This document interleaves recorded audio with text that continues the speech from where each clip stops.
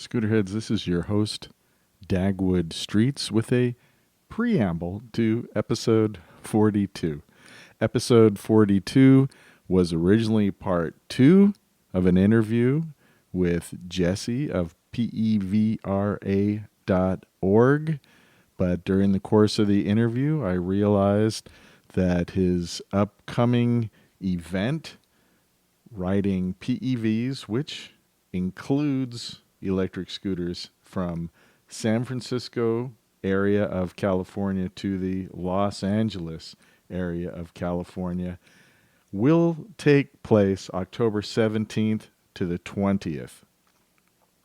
I realized that if I put it out in the order of the interview, it would be released after October 17th. So what you're about to hear is part 2. I don't think it makes much difference, just a little bit in the way I introduced Jesse. But if you want to participate in this event, you can go to PEVRA.org. That's PEVRA.org. And it will link to the route, exactly what they're doing, on what day. It's a 4-day, 500-mile long journey, more than 500 actually, from the San Francisco Bay Area to Los Angeles. And I wanted to get this part of the interview out prior to the actual event. So here it is. I think it's self-explanatory. Just listen and enjoy.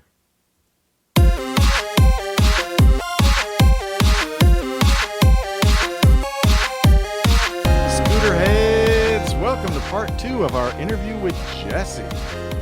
Journalist, PEV advocate, electric unicyclist, organizer of West Wheel.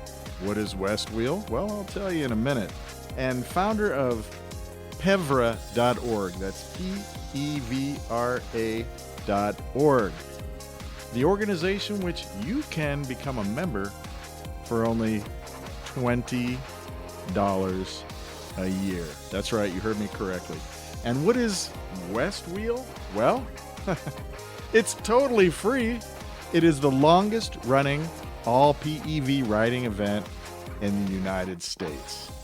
2021 is over. They held it from September 14th to 19th in the Bay Area, but next year they're going to have another one up in Oregon. So stay tuned, pay attention to that. It's a group of EUCs, electric unicyclists, e-skaters, e-bikers, scooter heads, all getting together and having a bunch of fun. And it goes for like a week. It's like 5 or 6 days, and all kinds of training and just open house, group rides. This year it was sponsored by Clark Pads, and they make some pretty quality pads, I can tell you that. And if you're riding an electric unicycle, you best be padded up. Of course, on the Electric Scooter podcast, we advocate electric scooters, but electric scooters are also PEVs. And PEVRA.org supports all PEVs, including hoverboards, those kind of shoes you wear that shoot jet exhaust out the bottom and you float off into space. Oh, okay. We don't have those yet. I'm sure Elon Musk or somebody's working on them. Space shoes. When space shoes come along, PEVRA will be right out front advocating for you to get your space shoes on and head off to the Himalayas. Let's do a quick little PEVRA jingle and get straight to the interview with Jesse. PEVRA, ride the revolution. PEVRA, ride the revolution.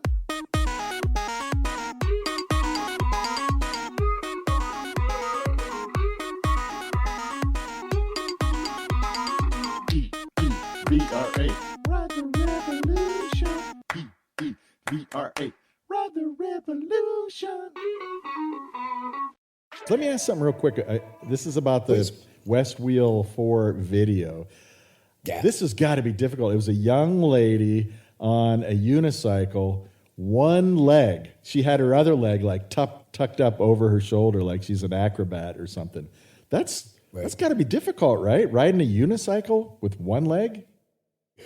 Well, I know who you're talking about. She's actually a great rider and a really talented performer as well. So we like to say on the EUCs, if you can do it off the EUC, you can do it on the EUC. And one of the great, you have both of your hands free, and one-legged riding is it's a step up from your jump on for the first time and learn how to ride. But it's certainly not out of the kind of realm of what's possible. I do ride on one leg. And here's another thing. When you ride an electric unicycle, when you stop and start from a standing start, you actually take one leg off and you put it down on the ground, and then you put it back on when you get going again. You're actually riding on one leg for a second or two anyway. So there's actually... Yeah, so there's there are things that kind of I love things that look impossible, and then once you learn how to do them, they're actually a lot of fun. I used to ride skateboards, and this is kind of nuts, doing handstands. We did different things when I was a kid with skateboards, and we didn't do ollies and these different things that people do with skateboards. It was more, tandem, going down big hills, and just. Nice. Like I was doing 360s, multiple 360s and stuff like that. Can you ride an electric unicycle in a handstand? Have you seen anybody do it? I cannot. I have seen it, and there are riders that can do that for sure. I cannot. I don't want to misrepresent what I can do. I prefer to go forward. I like riding on-road, off-road. I'm generally a street rider. I use it for commuting. And my particular interest is in long distance riding. I love eating up long stretches of highway and just kind of putting on a little music and really engaging in that experience. So that brings us to the next topic I want to ask you about. I understand that you have a trip coming up from the Bay Area of California to Los Angeles, and I want to know, are you going with a bunch of people? Are you going by yourself? Are there going to be scooters involved in this? Yes, there will be scooters involved in it. I'm very happy to say for the first portion. So I am, riding from San Francisco to Los Angeles on my electric unicycle later this month in October. We do have a few riders, right now 3 riders that are scheduled to make the entire ride from San Francisco to LA. It's a 4-day ride, about 500 miles total distance.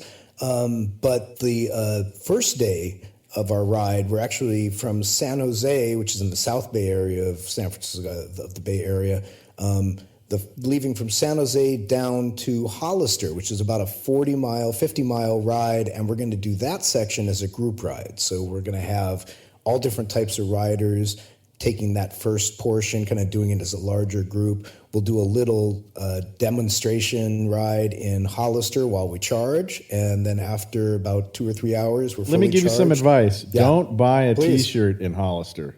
Because you can buy T-shirts that say Hollister anywhere in the world. Same can be said for Santa Cruz. Yeah, I don't know. What is it? I mean, I've been to Hollister. It's a nice place. It's okay, and it's within driving distance of a bunch of cool places. I know you're going to be going through Gilroy, garlic capital of the world, a lot of really cool places. But what is the thing with Hollister on T-shirts? Yeah, I don't exactly know, but this is my first time actually through there. Oh, absolutely. They're everywhere. And yeah, just get it at Walmart, man. You don't have to actually pick it up. That was my only little... It's not good advice, but when you're in Hollister, don't bother picking up a T-shirt. Maybe the roads are perfectly paved in Hollister because all that money goes back into the community and generates amazing infrastructure for... Somehow I suspect that that's not the case. I don't think they get a penny from a T-shirt that's sold on the street in Taiwan that says Hollister on it. I'm sure most people around the world don't even know what Hollister is. They assume it's a company or something, but... Somehow they got the name of their city plastered all over. In Santa Cruz, I know a guy, he's an LA firefighter, and I've never seen him in a shirt that doesn't say Santa Cruz.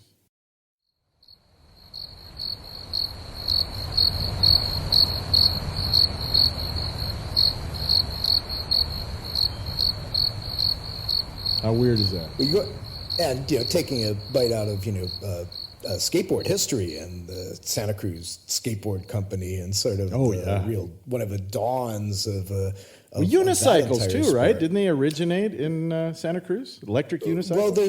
Well, there's an interesting the origin story of electric unicycles goes all the way back to the original Segway transporters from the early 2000s. But the man credited with the invention and still holds some of the patents for the electric unicycle, Shane Chen. He's actually from the Washington area, the kind of Pacific Northwest. And as I understand it, there are still arrangements and royalties that get paid to him, even by some of the Chinese companies which manufacture, as you know, pretty much all of the electronic devices that we actually ride. So. But there's a few though that are from America, Oregon, as far as scooters, and there's one coming out of Latvia of all places. It's called the Mosphera, Mosphera, from Latvia, made for their military. That's about an $8,000 scooter. They call it an ATV scooter. Is it armored? It is not armored that I can tell, because I don't think it's made for like protecting you from gunfire, but it's more a lot of carbon fiber and different things. It is camouflage or different camouflage patterns, but it's for going up and down trails and riding across sand, even sand dunes. They even have tires you can buy that are made specifically for ice. They have the the metal on the knobbies that studded tires. Thank you. That's the word. I'm an English major, but you'd never know it by talking to me. They have I'm a Californian. I have no idea what studded tires are for, but I've heard about these things. Right. Yeah, you've seen pictures of them and everything. Right. So is there any way, if people want to join you, do they just, again, go to your PEVRA.org, or if they want to donate or help out or maybe toss you a sandwich on the road as you're cruising by? Thank you. Yes, I'll accept any one of those things. Yes, so PEVRA.org and our events tab, we'll have a full route map and schedule. We will be holding demonstration events for each of our charging stops. So the electric unicycles we're riding get about 50 to 60 miles to a charge, depending on how fast we go. So we have like 9 or 10 charge stops at least at the first part of our journey. And at each one of those charge stops, we're going to do a short demonstration and maybe a little bit of training if anybody wants to come out and actually learn how to ride one of these. So check PEVRA.org for our schedule. It's a 4-day trip from October 17th through the 20th, and we'll have stops in Hollister, San Luis Obispo, Paso Robles, Santa Barbara, and a few other smaller towns that most of you have probably never heard of. But all great places. Check the website and we'd be happy to go. Yes. I've probably heard of them, though, because we do, I have a DIY van, and I pack up the scooters, and we recently cruised Santa Cruz, Monterey, 17-mile drive. We stopped at the place where James Dean made his last pit stop before he crashed his Porsche and died. I don't know if that's on your route, because it is somewhere. It's south of Gilroy, I think. Yeah, it's a little inland from where we'd be going. Yeah, but yes, I have been by there. It's a real somber location. And yeah, and they have every type of pistachio. They all have pictures of James Dean on them, but they have every crazy flavor of pistachio and almond you could ever name. It's just bizarre. Nut capital of the world, Central Valley. Yeah, a lot of nuts there in that part of California. I've heard that. They say that about California. Yes, we do have our share. So at these pit stops to where people are charging, how many people can charge at a time? How many people are you going to have some people waiting while the other people are charging up? So that's a really great question. So something that has really revolutionized our riding scene out here in California, and really in other locations as well, is the adoption of electric vehicle charging infrastructure for our scooters and electric unicycles and skateboards. Basically, electric vehicle, there's a network of electric vehicle chargers. Differs by kind of state and by there are different companies that operate in different regions. But in California, there's a large charge point network, also EVgo.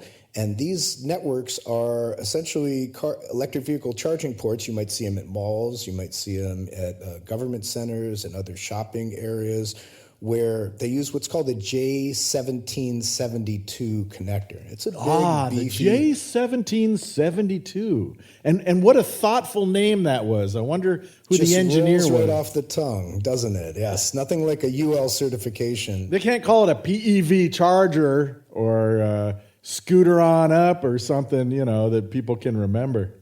No, but they've been a real resource, and what we now use is there are adapters that adapt 240 volt current coming out of the J1772 into our chargers, and we have chargers that are either auto switching from 110 household current to 240 volt kind of industrial current, or exactly what EVs charge. So we flip the switch, plug ourselves in, and the great thing about these charge point stations is they can pump a lot of amps into whatever you have. So there's about a 30 amp capacity per charging head, and that's enough to charge 3, 4, maybe 5 personal electric vehicles all at the same time using fast chargers. So that's really how we can unlock long rides like this without having to worry about begging our way into every restaurant or coffee shop, or sometimes even knocking on someone's door and saying, hey, I'm out of juice, can you help me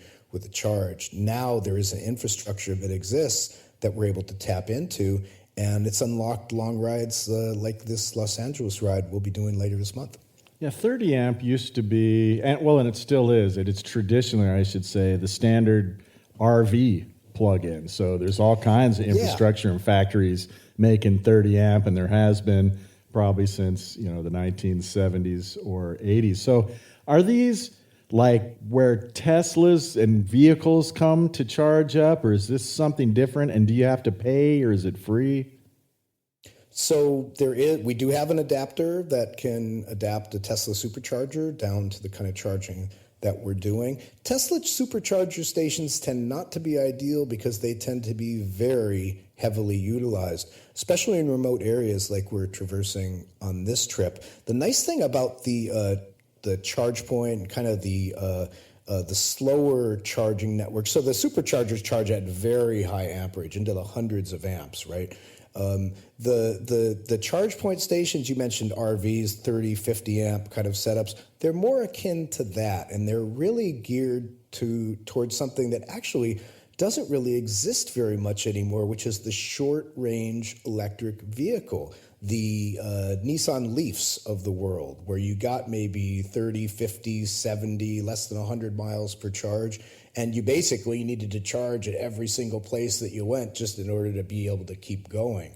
Those cars, for a lot of good reasons, aren't very popular, and yet there remains a charging network out there, this J1772 network, that is actually quite robust and way underutilized, especially in the areas that we find ourselves riding through. So rather than having to wait behind 6 Teslas in order to get access to a supercharger, these ChargePoint or EVgo stations tend to be pretty available and really convenient. Are they costly or are they free?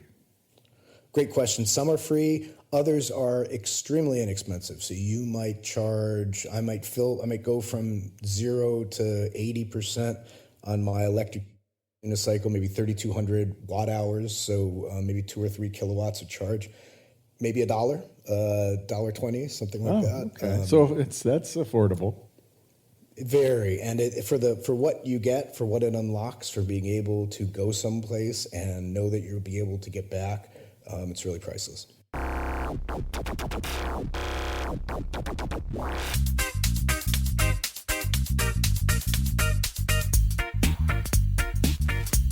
Yeah, man. It's the Electric Scooter Podcast. IRA. ESP. ESP.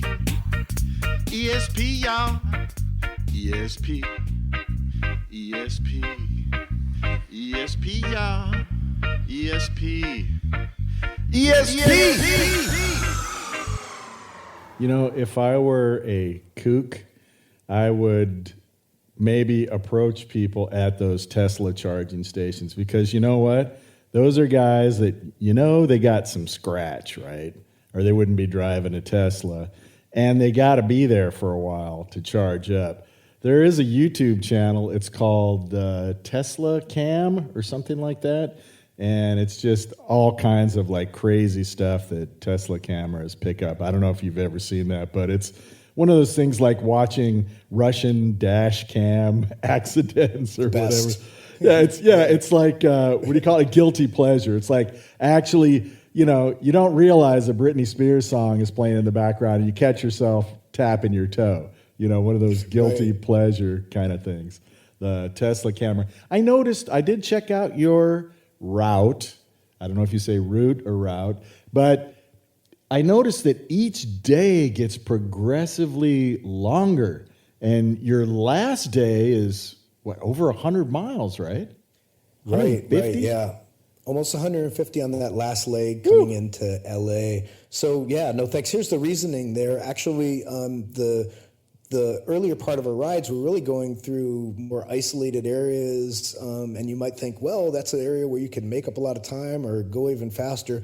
Well, those are the days where we're actually doing our demo events. So our charge stops are going to be a little bit longer, and we're not really as concerned with making time and speed. So I've got, say, 100 miles, 120 miles a day. We can actually do that, you know, pretty without straining ourselves and without going too late into the night. Those last couple days of our trip,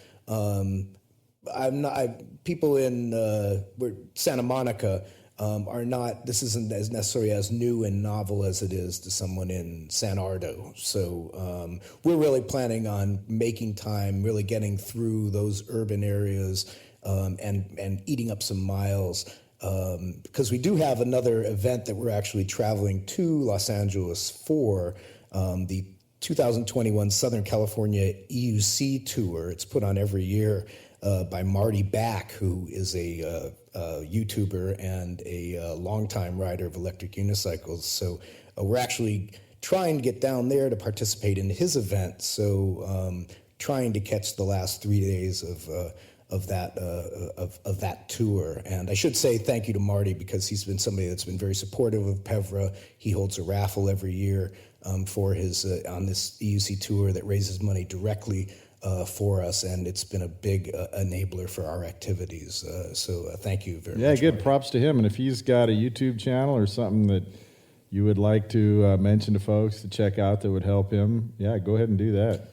Marty. Yeah, he's the Marty Back, and he is Electric Unicycles on YouTube. And I should also give a huge thanks to our sponsors for our rides, who are resellers of scooters, electric skateboards, electric unicycles, e-wheels, Rev Rides, and Alien Rides here in the Bay Area. So thanks to all of our sponsors for making this trip possible. Yeah, Alien Rides is awesome. I do follow him, and I do someday want to interview him.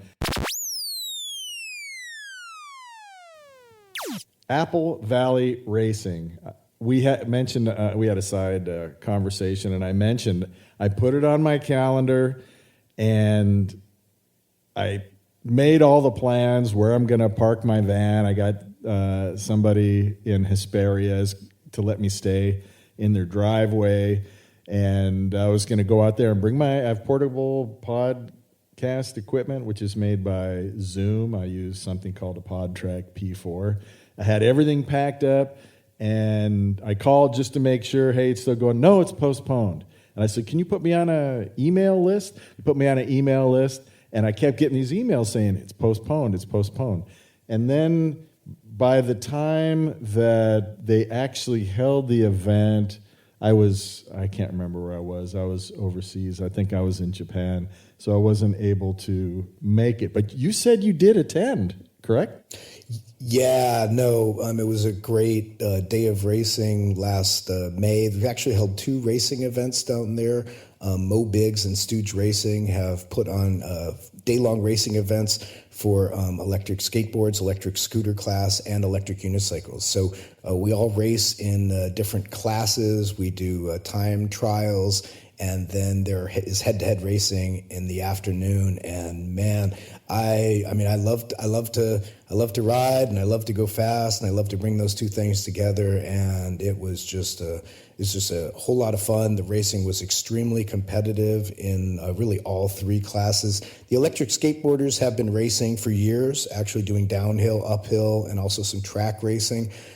So they're a very tight group. Their times are all really tight. They're all within a second or 2 of each other, and it's just really great to see them go at it. The electric scooter class is exciting because not only bring together some really fast riders up here from Northern California. Eric Wilson was on his Dualtron, but it also brings together different types of vehicles. There's a vehicle that's done really well down there in the 2 races I've been at is a Trikke, Trikke. It's kind of a 3-wheeled, 3-motor beast, and it just leans into turns.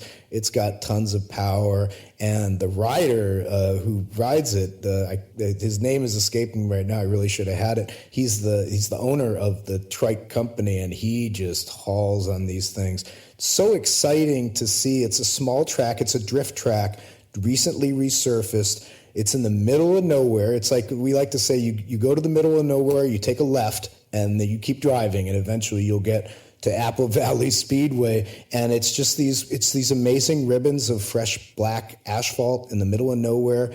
The racing is fast, it's fun, it's a perfectly sized track. The straightaways allow you to hit max speed, and the turns really test your aptitude as a rider. Very competitive. Just enough kind of edge on the racing. We have a few falls, a few crashes. That means that you're at that, 9 or 10 tenths that you really want to be at for racing.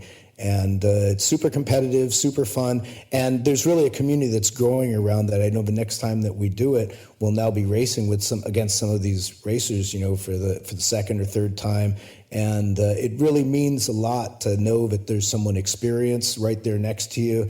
And you both are going all you can to get across that finish line. Tons of fun. Wow. Well, it's got to be off of the 15 freeway. That's the freeway that runs between Las Vegas and San Diego, or Las Vegas and Los Angeles till you hit the 210. So Victorville is the closest kind of Victorville big town. It's 3 It's 3 cities there. There's Hesperia, Victorville, and Apple Valley is actually its own town. And I know some people who live out in that direction, and I asked them about it, and they said, we have a raceway?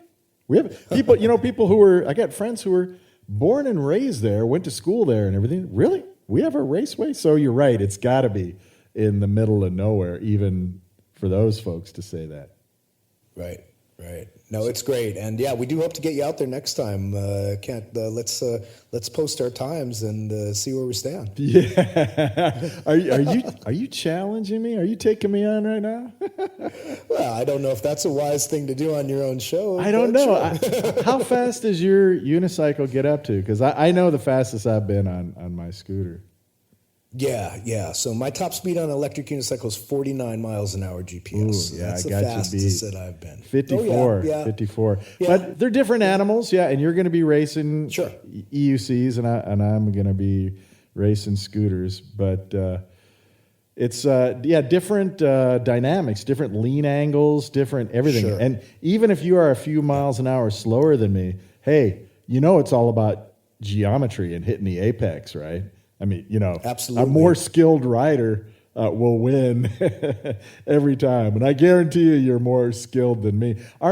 So you've ridden electric scooters, though, right, Jesse? Oh yeah. No, I ride electric scooters, e-bikes. Been on an electric skateboard, not my bag, but at PEVRA we really try to be inclusive of all different types of wheels. So yeah. I have an electric skateboard that I ride too. It's called a Backfire Ranger. It's an all-terrain. Yeah. I really like that too. But at heart, I'm really a scooter guy. So what is more maneuverable? I'm guessing it would be an EUC compared to a scooter. Well, so depends on what we're talking about. So I can definitely make a U-turn in a tighter space than you can. We can pretty much turn, within, I'd say, a 2 or 3 foot turning circle up to speeds, up to about 10, 15 miles an hour. At speed, you're going to be able to carry more speed than me through tighter turns. So you might not be as maneuverable, but you can usually, the best riders can carry more speed. I'll just give another example. At that Apple Valley track, my best time was about a 129. The top scooter rider, Eric Wilson, he clocked a 118. And now you're talking about a track that I believe is 1.75 miles, has straights and turns and all kinds of mix of things. So, Eric was on a Thunder, I believe, and so the kind of comparable equipment. But the times give you a little sense of, and the electric skateboards, the racers, they're clocking about low 120s, so about 122, I would say. Well, I've seen videos comparing Valentino Rossi to Casey Stoner and these different, motorcycle. I've raced motorcycles a little bit, never professionally or anything. Not like Paul Somerville, the electric scooter podcast. I'm not in his category. I'm not saying that, but I'm just saying I'm a little familiar with how it works. And I saw this video.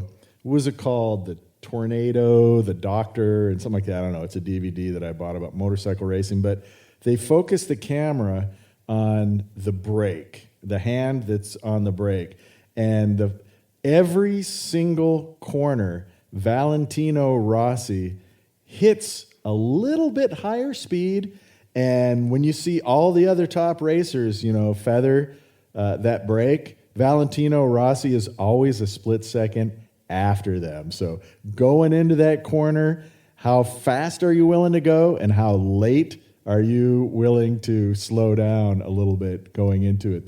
That's also key. So it comes down to what do they say in Spanish? Cajones is yes. That's a part of it also. It's not all the vehicle. If you got them, you better bring them. 'Cause you need 'em.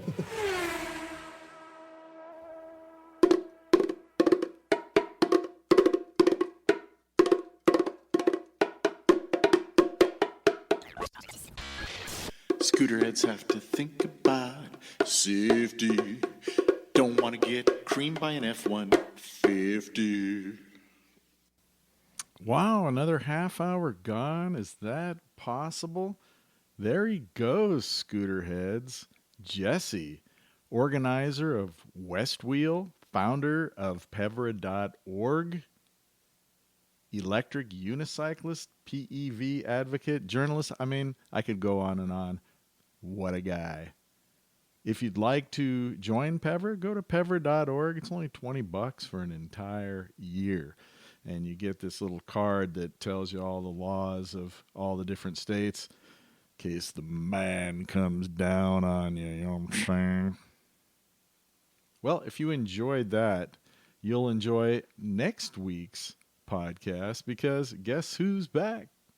It's Jesse once again. A couple points I'd like to make at the end of this particular episode is that, number one, I said Paul Somerville from the ESP, Electric Scooter Podcast. I meant to say Paul Somerville of the Electric Scooter Guide. And my point was that he's an amazing motorcyclist, and I'm not. I'm a motorcyclist, put it that way. And also, when Jesse mentioned that he went 49 miles an hour on his EUC, and I said, yeah, well, I went 54 on my scooter.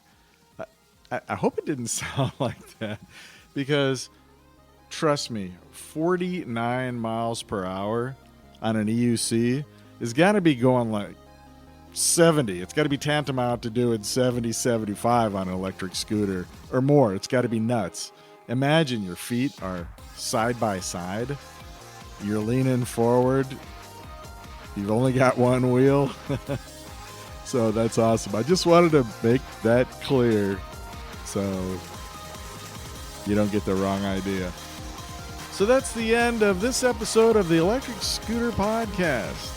Stay tuned next week for more of Jesse and Dagwood.